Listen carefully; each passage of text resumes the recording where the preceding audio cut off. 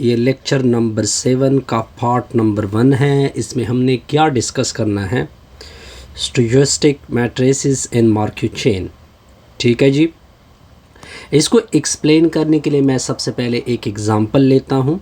मान लो कि मैंने एक सेट एस लिया, इस सेट एस में S1 पढ़ा है, S2 पढ़ा है, S3 अप टू Sn तक। यहाँ पे फाइनाइट, ये फाइनाइट सेट है। सबसे पहला पॉइंट आपने क्या नोट किया, ये फाइनाइट सेट है स्टेट्स का, फाइनाइट सेट है स्टेट, यानी यहाँ पे डिफरेंट स्टेट पड़े हुए हैं।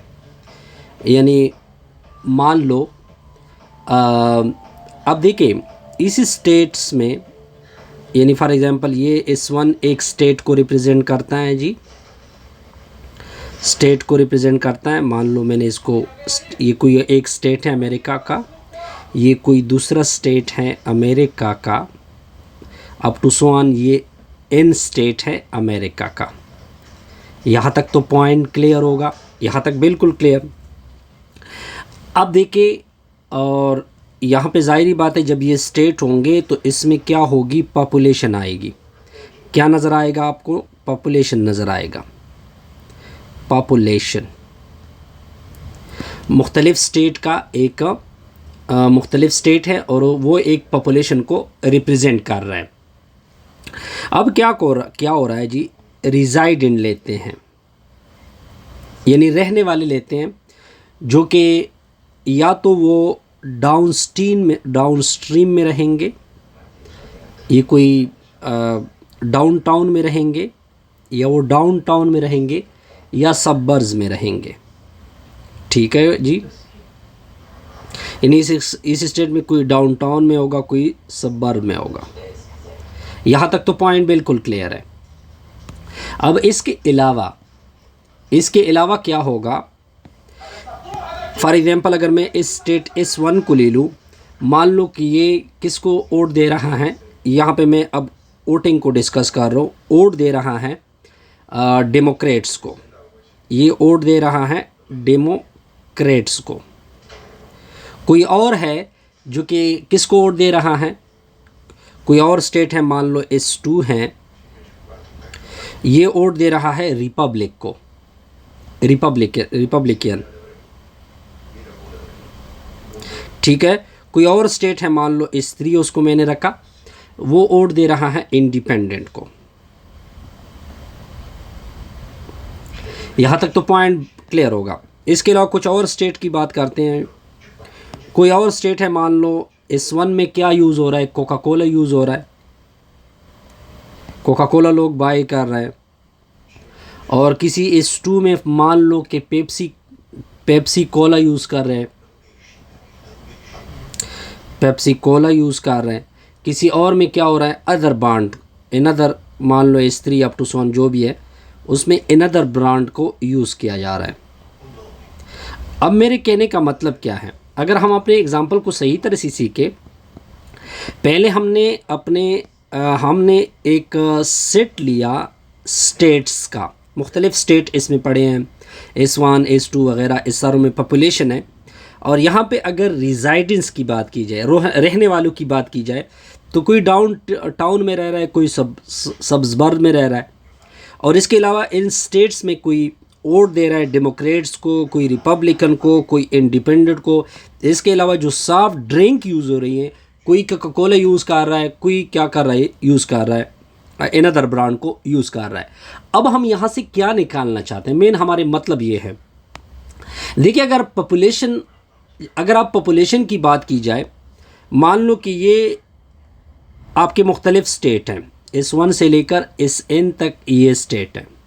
इसमें हम कोई SI एक स्टेट लेते हैं, कोई दूसरा स्टेट लेते हैं इसके अंदर SJ।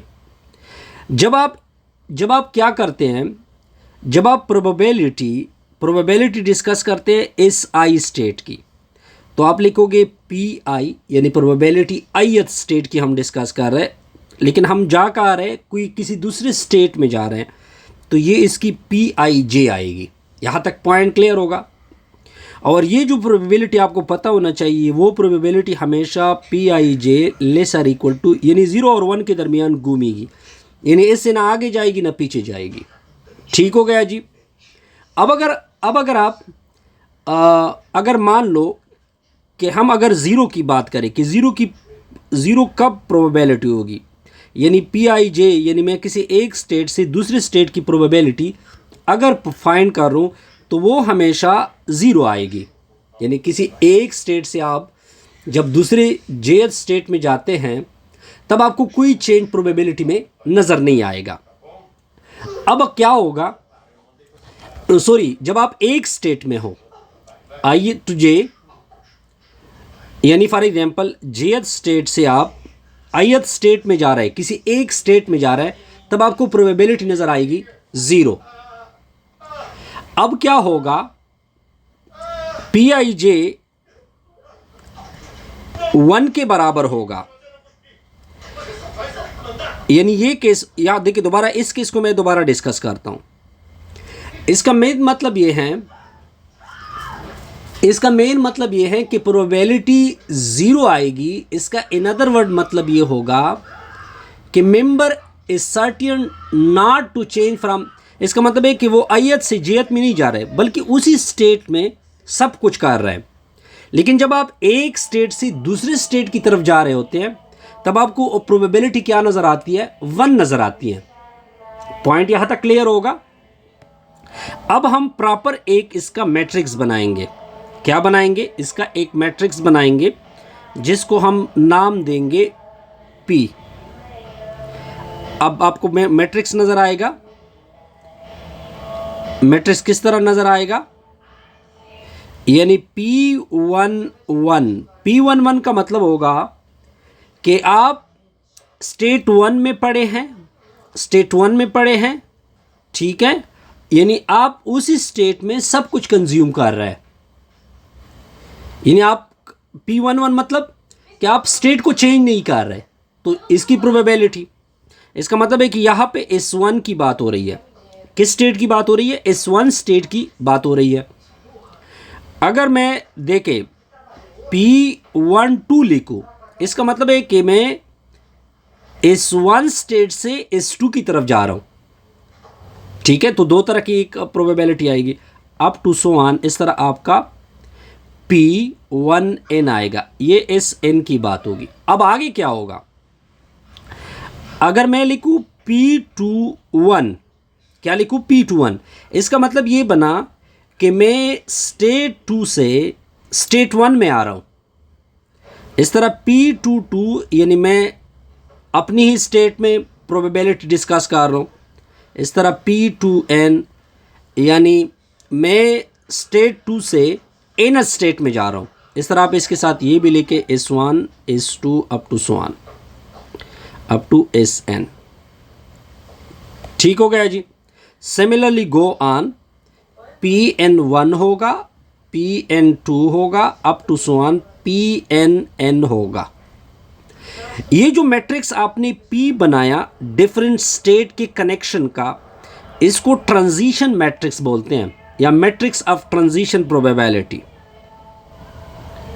Matrix of transition probability बोलते हैं जी इसको। यहाँ तक तो पॉइंट बड़ा क्लियर होगा जी, बिल्कुल सर क्लियर होगा। ये हमने एक तरह से निकाल दिया। अब क्या होगा, इसका मेन मतलब क्या है, it each transaction each member in given state must either stay in that state और चेंज टू अनदर स्टेट। ये ट्रांजिशन मैट्रिक्स में क्या है, या तो आप प्रोबेबिलिटी आपकी डिस्कस हो रही है किसी एक स्टेट में, या तो प्रोबेबिलिटी डिस्कस हो रही है किसी एक स्टेट से दूसरे स्टेट में। अगर मैं इसको देखूं, अगर हम मैट्रिक्स को अब स्प्लिट करें, अब देखिए ये जो आपको डायगोनल नज़र आ रहा है, ये एक स्टेट की बात हो रही है, किसी एक स्टेट की प्रोबेबिलिटी की बात हो रही है। अब अगर आप इससे ऊपर देखें, ये सारे देखें, ये जितने आपको नज़र आ रहे हैं अप टू सो ऑन, या इससे नीचे देखें, ये जितने आप सारे नज़र आ रहे हैं अप टू सो ऑन, ये प्रोबेबिलिटी डिस्कस हो रही है किसी एक स्टेट से दूसरे स्टेट की। यहाँ तक पॉइंट क्लियर होगा। अब अगर मान लिया जाए, मान लो एक तरह से मान लो एक चीज को, अगर मैं ये मान लूं कि पी फर्स्ट कॉलम जो है यानी P11 P21 अगर इनका मजमुआ प्लस Pn1 इक्वल टू 1 लिया जाए, अगर मैंने अब फर्स्ट कॉलम का मजमुआ किसके बराबर कर दिया, 1 के बराबर कर दिया। अब मैं आपको दिखा भी सकता हूं कि इस ट्रांजिशन मैट्रिक्स ऑफ ट्रांजिशन में किसकी बात हो रही है। अगर मैं इसको ले लूं, यानी अगर मैं इस चीज की बात करूं, ये पूरा कॉलम किसके बराबर कर दूं, 1 के बराबर कर दूं, तो यहां पे जो मैट्रिक्स होगा तो हम देन P को हम क्या कहेंगे, देन P इज कॉल्ड, तो इसी सूरत में जो P होगा इज कॉल्ड कहेंगे स्टोचेस्टिक। मैं इसको इस तरह बोलता हूँ, बहरहाल इसका वर्ड का मुझे एग्जैक्ट पता नहीं, मैट्रिक्स होगा। अगर ये कंडीशन पूरी उतरे, यानी अगर आपकी ये कंडीशन सेटिस्फाइड हो रही हो। अब एग्जांपल से काम लेते हैं, फिर हमें ये चीज़ क्लियर होगी। अब अगर आप एग्जांपल देके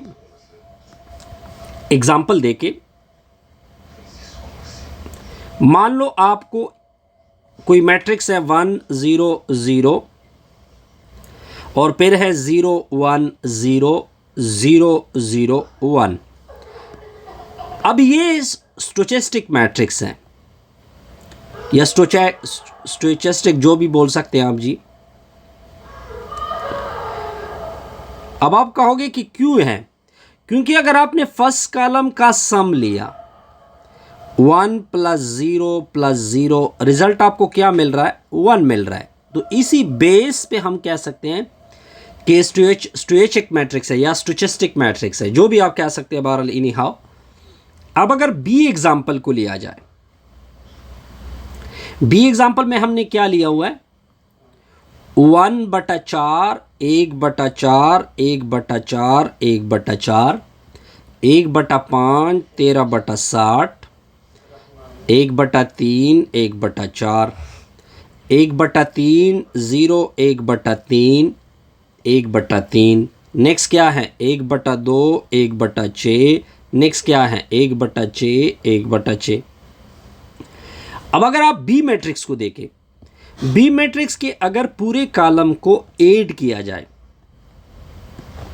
मान लो कि आपने, क्योंकि हमने स्टोचेस्टिक मैट्रिक्स को डिस्कस करना है, अगर मैं इसको ले लूं, अगर मैं इन सारों का सम ले लूं 1/4 जमा 1/4 जमा 1/4 जमा 1/4, 4 आप 1 लोगे, पूरे 1 को 8 कर दोगे, तो ऊपर तो 4 आएगा, 4 के नीचे 4, आपका रिजल्ट क्या मिल रहा है, फर्स्ट कॉलम का 1। तो इसी बेस पे स्टोचेस्टिक मैट्रिक्स है ये। बहरहाल ये वर्ड आप सही तरह से सीख लें, गूगल से सर्च कर लें। अब अगर मैं थर्ड एग्जाम्पल को ले लूँ, अब आते हैं थर्ड एग्जाम्पल के ऊपर कि थर्ड एग्जाम्पल हमें क्या कह रहा है, यानी मैं इसको सी पार्ट दे रहा हूँ। क्या लिखा हुआ है 0.9 0.1 0.8 0.2। अब ये भी स्टोचेस्टिक मैट्रिक्स है। अब आप कहोगे कि क्यों, क्योंकि अगर इसके फर्स्ट कॉलम को हम ऐड कर दे तो उसका रिजल्ट किसके बराबर आ रहा है, 1 के बराबर आ रहा है। तो इसी बेस पे ये भी ये मैट्रिक्स है। अगर हम डी पार्ट को ले ले, मान लो मैंने डी पार्ट लिया, डी पार्ट क्या है 1/2 0 1/4 3/4। अब ये नहीं है। अब आप कहोगे कि क्यों, क्योंकि अगर इसके फर्स्ट कॉलम को लिया जाए 1/2 जमा 0 तो रिजल्ट तो 1/2 बनेगा, ये तो 1 के बराबर नहीं आ गया, तो इस वजह से ये मैट्रिक्स तो नहीं हो सकता। अब अगर हम ई पार्ट को ले ले, किस पार्ट को ले ले, ई पार्ट को ले ले। मान लो कि मैंने ई पार्ट उठा लिया जी। ई पार्ट क्या है 1/2 1/3 1/4 1/4 3/4 0 1/4, 2/3 और 0। अब हम बात करेंगे फर्स्ट कॉलम की कि फर्स्ट कॉलम का क्या हिसाब बन रहा है। 1/2, 1/3, 1/4। तो हम ज़्यादा से ज़्यादा क्या एलसीएम ले सकते हैं? 12 एलसीएम ले सकते हैं। इसके साथ 6 मल्टीप्लाइड होगा, इसके साथ 4 मल्टीप्लाइड होगा, इसके साथ 3 मल्टीप्लाइड होगा। 3 4 7 13 बटा कुछ आ रहा है ना, 13/12, और ये 1 की इक्वल नहीं है, तो इस वजह से ये भी नहीं है। अगर हम इसके एफ पार्ट को ले लें, एफ पार्ट में क्या पड़ा हुआ है जी? 0.1, 0.2, 0.3, 0.4, 0.2, 0.3, 0.5, 0.4, 0.5। नेक्स्ट क्या है? 0.3, 0.4, 0.5, 0.6, 0.4, 0.5, 0.6, 0.7। ये भी नज़र नहीं आ रहा, क्योंकि अगर आप इसके फर्स्ट कॉलम को ऐड कर दें तो इसका रिज़ल्ट 1 के बराबर नहीं आता। इस तरह हम सिंपल तरीके से इसको क्या करते हैं, डिस्कस कर रहे होते हैं। ठीक हो गया जी। फिर इंशाल्लाह नेक्स्ट वीडियो एग्जाम्पल 2 देखते हैं कि एग्जाम्पल 2 क्या कहते हैं आपको।